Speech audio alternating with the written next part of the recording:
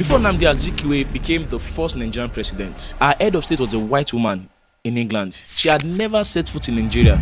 Let me explain. In October 1st, 1960, Nigeria gained independence from Britain. We were finally free, no more colonial masters, or so we thought. But actually, from 1960 to 1963, our official head of state was still Queen Elizabeth II, the same queen ruling Britain. Yeah, we're independent, but we still had a British monarch as our head of state. Now, how did this happen?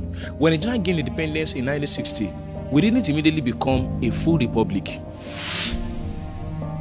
We became something called a parliamentary monarchy. This means we had our own government, our own prime ministers, our own laws, but technically, the Queen was still our head of state. Just as she was the head of state for Canada, Australia, and other Commonwealth countries. The Queen never came to Nigeria to rule. She had a representative here called the Governor General, and that Governor General was Nnamdi Azikwe. So Nnamdi Azikwe was representing the Queen. He wasn't the president yet. He was a Queen's guy in Nigeria. But there's more.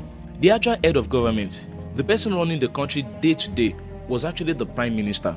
That was Abubakar Tafawa Balewa. So from 1960 to 1963, Nigeria had Queen Elizabeth II, who was the head, Nnamdi Azikwe, the Queen's guy, and then we had Tafawa Balewa, who was the Prime Minister. Why did we keep the Queen? Why did we keep the Queen? Good question. Good question. That's a very good question. We just fought for independence.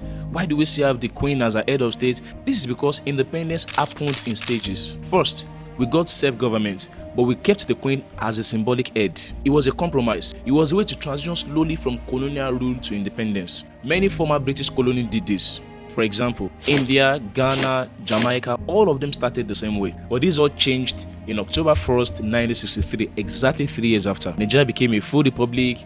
We wrote a new constitution. We removed the Queen as the head of state, and Nnamdi Azikwe, that was formerly representing the Queen, became our first president. If you ask most people who was Nigeria's first leader, they would say Nnamdi Azikwe, and they are right.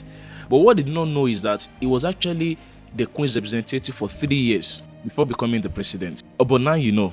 I'll catch you in the next one.